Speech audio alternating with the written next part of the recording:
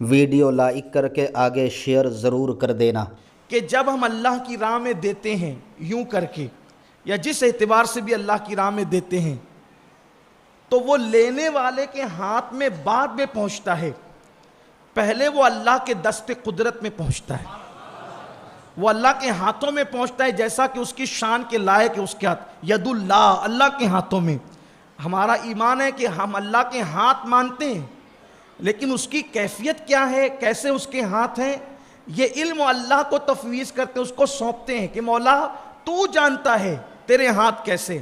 اتنا ضرور جانتے ہیں کہ تیرے ہاتھ ہمارے ہاتھوں کی طرح نہیں ہے، تیرے ہاتھ کیسے یہ تو جانتا ہے، ید اللہ کیسے تو جانتا ہے، ید اللہ پر ایمان ہے، کیفیت اللہ جانتا ہے، اور اس کے بتانے سے اس کے رسول جانتے ہیں صلی اللہ علیہ وآلہ وسلم۔ کتنی بڑی بات ہے اگر کسی کی دی ہوئی چیز میں اپنے ہاتھ میں لے لوں۔ آپ کہتے ہیں یار کہ فلاں صاحب نے میری چیز اپنے ہاتھ میں لی، مجھ سے اور بڑی شخصیت کوئی پیر صاحب، ارے پیر صاحب نے میری چیز اپنے ہاتھ میں لے لی، اور ان سے بڑی ہستی فلاں صاحب انہوں نے اپنے ہاتھ میں لے لی۔ سوچو تو صحیح، وہ تمہاری دی ہوئی رقم جس کی کوئی اوقات نہیں ہے، وہ 10-20 روپے، وہ 50-100 روپے، وہ 10-20 ہزار روپے، جس کا حال یہ ہے کہ تم مر جاؤ تو تمہارے وارثین اس کے لیے جھگڑا کریں۔ بلکہ حالت یہ ہے کہ بعض مرتبہ بچے تمنا کرتے ہیں کہ جلدی سے بڑھاؤ مرے تو پھر وراثت تقسیم ہو، اس لیے کہ بڈھا مرتا نہیں تو وراثت تقسیم ہوتی نہیں۔ بہت سارے خاندانوں میں یہ میں دیکھ رہا ہوں، سن رہا ہوں، میرے کانوں سے سنی ہوئی بات ہے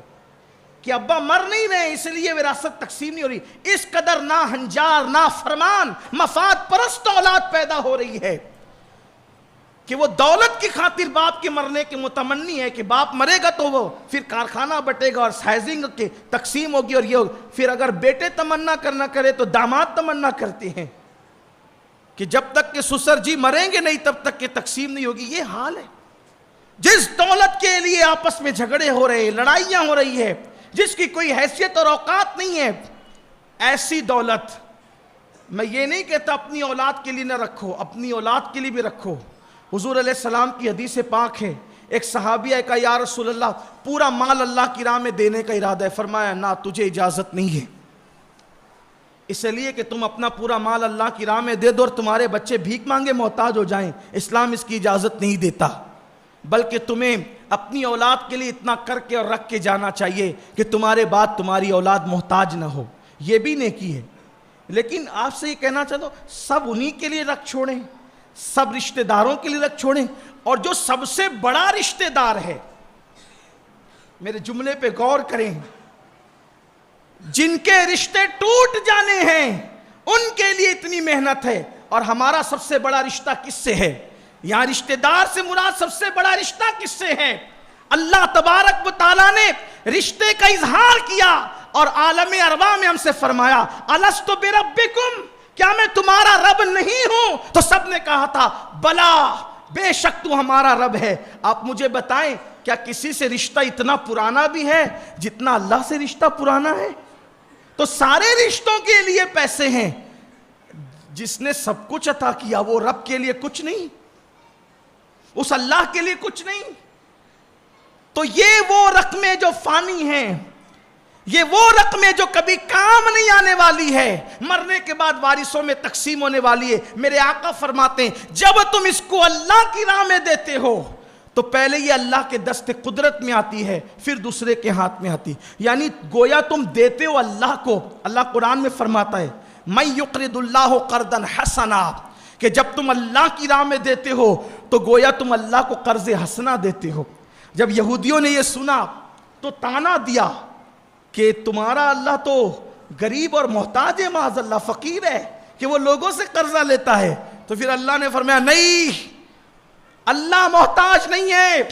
اللہ غنی وانتم الفقراء، کہ تم سب فقیر ہو، محتاج ہو، بھیک مانگنے والے ہو، اللہ مال والا ہے، اللہ غنی ہے،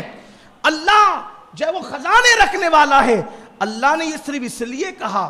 قرض حسنہ کا مطلب، قرض حسنہ کا مسئلہ یہ ہے کہ جب دینے والا دیتا ہے اور لینے والا لیتا ہے کوئی مطالبہ نہیں ہوتا،